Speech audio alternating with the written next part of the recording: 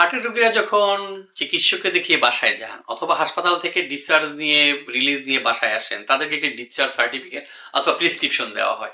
সেখানে কতগুলো শব্দ লেখা থাকে: AMI anterior, AMI inferior, OMI anterior, OMI inferior, HF r EF মানে heart failure with reduced ejection fraction, heart failure with preserve ejection fraction, অথবা ALVF acute left ventricular failure. এই কতগুলো terminology থাকে।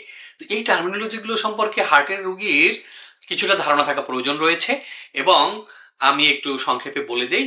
এবং সেই টার্মিনোলজিগুলো হলো যে এএমআই অ্যাকিউট মায়োকার্ডিয়াল ইনফার্কশন মানে অ্যাকিউট হার্ট অ্যাটাক, এবং এটা হার্টের অ্যান্টেরিয়র ওয়ালে হলে অ্যান্টেরিয়র লেখে, ইনফেরিয়র ওয়ালে হলে ইনফেরিয়র লেখে। এটা ভেরি সিম্পল একটা জিনিস, কিন্তু মূল কথা হলো acute heart attack, acute myocardial infarction. আর যে LVF, ALVF acute left ventricular failure দেখবেন লেখা থাকে। রুগীরা বলে স্যার এইটা আমার আমি এএলবিএফ এর রুগী। আসলে আপনি এএলবিএফ এর রুগী না, আপনার একবার এএলবিএফ হয়েছিল, অ্যাকিউট লেফট ভেন্ট্রিকুলার ফেলিউর একবার হয়েছিল, এখন ইমপ্রুভড, এখন আপনি ভালো আছেন। বেসিক্যালি আপনি ইসকেমিক হার্ট ডিজিজের রুগী বা হার্ট ফেলিউরের রুগী। তো এই যে ইসকেমিক হার্ট ডিজিজ, এটিকেও আবার সংক্ষেপে আইএইচডি এভাবে আমাদের দেশে লেখা হয়, বা কেউ কেউ সিসিএস ক্রনিক করোনারি সিনড্রোম এভাবে লেখে।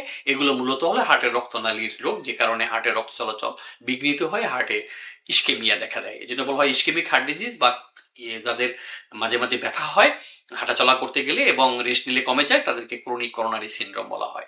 আর হার্ট ফেলিউরের রুগীদেরকে এভাবে বলা হয় যে heart failure with reduced ejection fraction, heart failure with preserve ejection fraction, HF r EF, HF PEF, অন্যান্য দেশগুলোতে হেপপেপ এরকম বলে।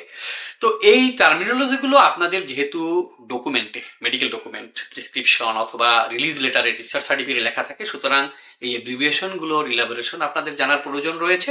তাহলে কখনো আপনার হিস্ট্রি দিতে গেলে পরবর্তীতে কোনো হসপিটালে যদি আপনি যান, নতুন হসপিটাল, এবং সেখানে যদি আপনার এই কাগজটি না থাকে এবং আপনার যদি চিকিৎসককে বলতে হয়, আপনি বলতে পারবেন যে স্যার আমার আসলে প্রিভিয়াস ডায়াগনোসিস এটা ছিল, আমার ওল্ড এমআই অ্যান্টেরিয়র অথবা ইনফেরিয়র, অথবা স্যার আমার সিসিএস আছে, ক্রনিক করোনারি সিনড্রোম, অথবা স্যার আমার heart failure with preserve ejection fraction, এগুলো আছে। তাহলে চিকিৎসক কিন্তু অনেক কম সময়ে আপনার মেডিকেল কন্ডিশন সম্পর্কে ধারণা পেয়ে যাবে। সুতরাং পৃথিবীর সব মানুষের এগুলো জানার দরকার নেই, কিন্তু যারা হার্টের রোগী, যাদের ফ্যামিলিতে হার্টের মানুষ আছেন, হার্টের রোগী রয়েছেন, তাদের এগুলো জানতে হবে। কারণ আপনি এখন ভালো আছেন, আপনার তো 2 দিন বা 2 মাস পরে হঠাৎ করে অসুস্থ হয়ে একটা হসপিটালে ভর্তি হতে পারেন, এবং তখন প্রিভিয়াস বা পুরনো কাগজপত্র কিছুই আপনি সাথে নেওয়ার মতো টাইম পাননি অথবা খুঁজে পাননি। তখন আপনাকে তো নিয়ে ওখানে কি বলবেন? সুতরাং আপনার এই টার্মিনোলজিগুলো, আপনার ডায়াগনোসিসগুলো, আপনার মেডিকেল কন্ডিশনগুলোর নাম আপনার জানা থাকতে হবে।